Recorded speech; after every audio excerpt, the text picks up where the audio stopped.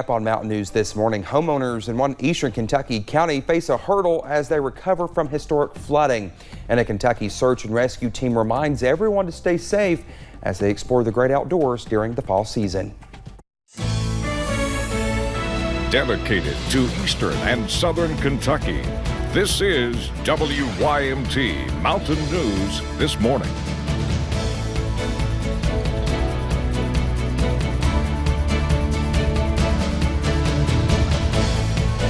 Oh, good morning to you again at 6:31. I'm Dakota Makeris. Thank you for waking up early with us. And if you're just now joining us, welcome to the newscast. Let's head over to Brandon Robinson for a look at your forecast. Brandon, the rain is finally going to be moving out sometime later today, and I know we're probably all jazzed for it because it's rained every day this week, I believe. Every single day this week, starting on Sunday. So we have to go all the way back to Sunday to talk about our last day where we had, no rain chance, or Saturday, I guess, where we had no rain chances. But it's been a dreary, overcast, at times, week here in the mountains. Let's take a look and see what's going on live. Pinpoint Doppler radar right now.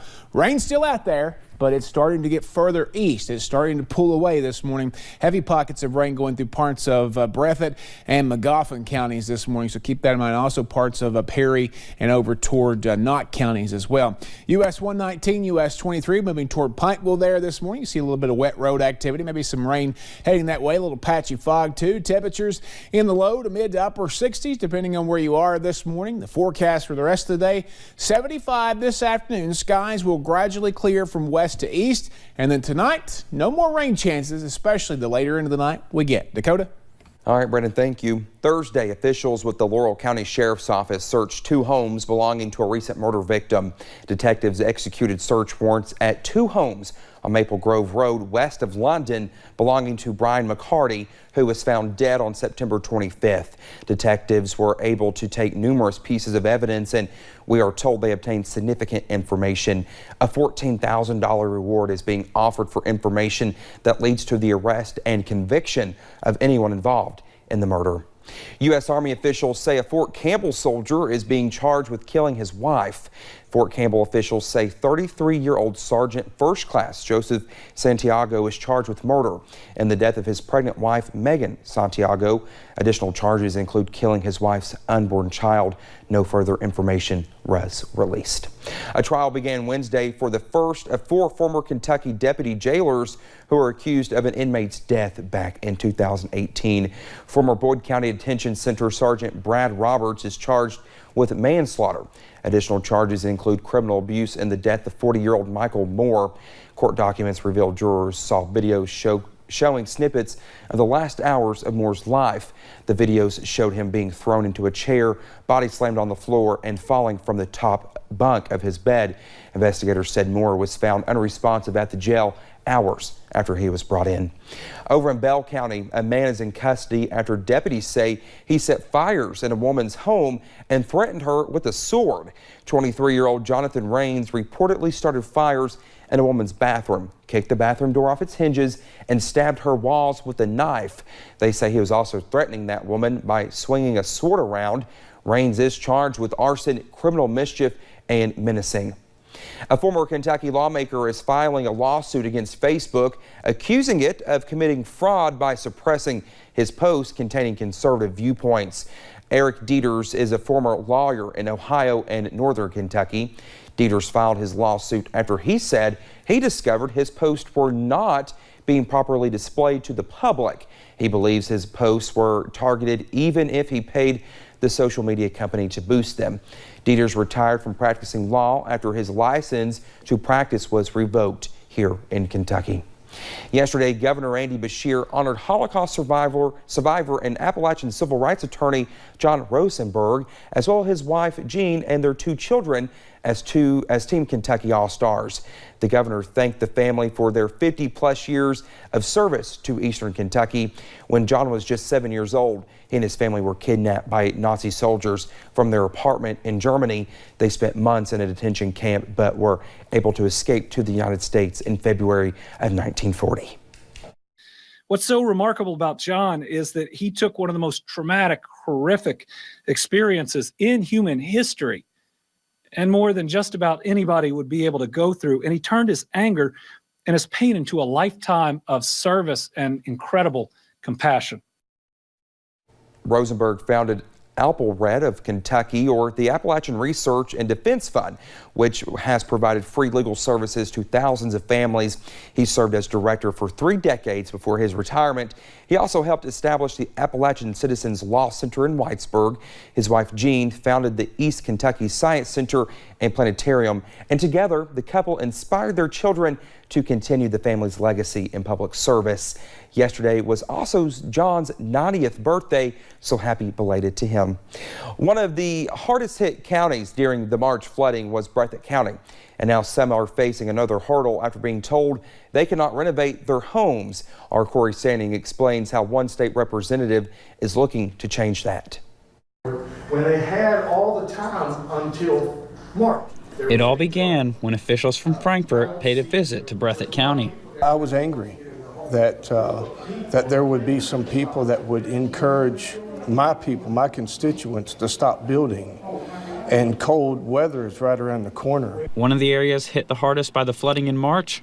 Homeowners are now in a tough spot as they are not allowed to renovate the inside of their homes without a permit. But on Thursday, 91st District State Representative Bill Wesley came prepared with a plan. And I'll tell you why.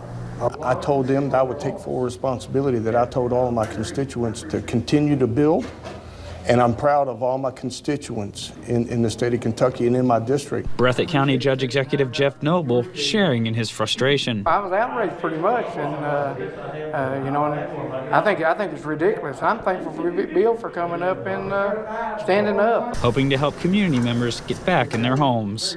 People around here won't leave their place. They set up with tents in the front yard to keep polluters or anybody from packing off what they need, and don't want to see them go through it again. Wesley sharing one message to the people of Breathitt County. As their state representative, you keep building, and I'll take the heat for whatever comes down from Frankfort. Armed with a game plan to get people back in their homes.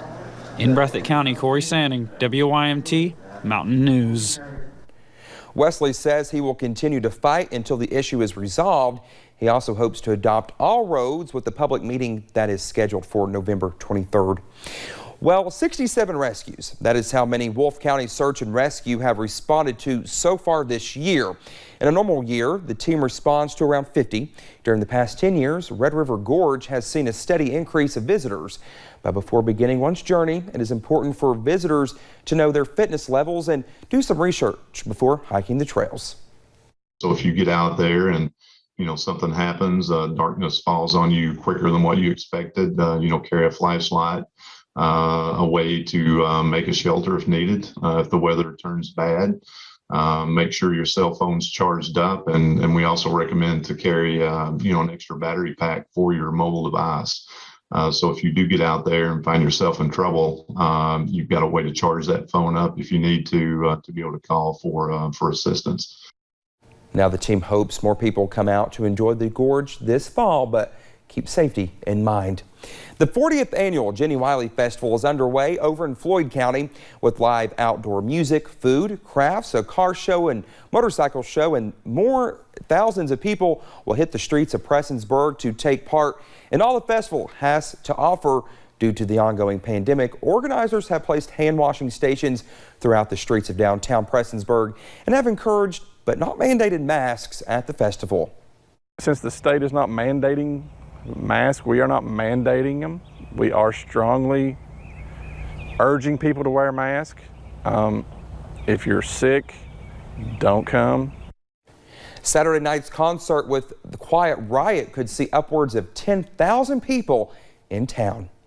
Well, with October underway, those in Corbin are getting ready for the area's annual OKtoberfest, a longtime tradition for the city. Main Street will be lined with vendors, games, and fun for the entire family.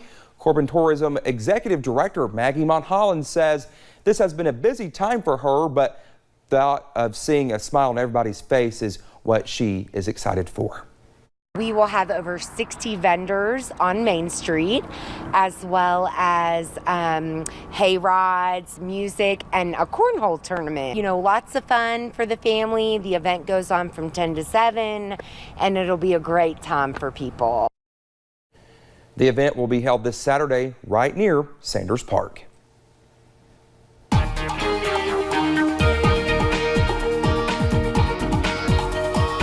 Coming up on 641 here on this Friday morning, and thank goodness it's Friday. Heavy rain still falling across parts of the area. Going to keep an eye on that because if they stay over the same areas for a while, could lead to some high water concerns. So we'll keep you posted here. A little closer to look there from basically Salyersville and Royalton heading toward Paintsville and Prestonsburg, down toward McDowell, over through parts of northern Knott County, back through Jackson, just south of Jackson there, and then going back over into western Breathitt County. We're really keeping an eye on those areas in darker green and yellow. That's some heavy bands of rain. 60s across the area when it comes to temperatures. If you're heading out the door soon, take your rain gear in the eastern counties. You can probably leave it behind in the western counties, but those rain chances are going to continue to cluster over in the eastern counties later today. But the western counties should be in decent shape by this afternoon. Dakota?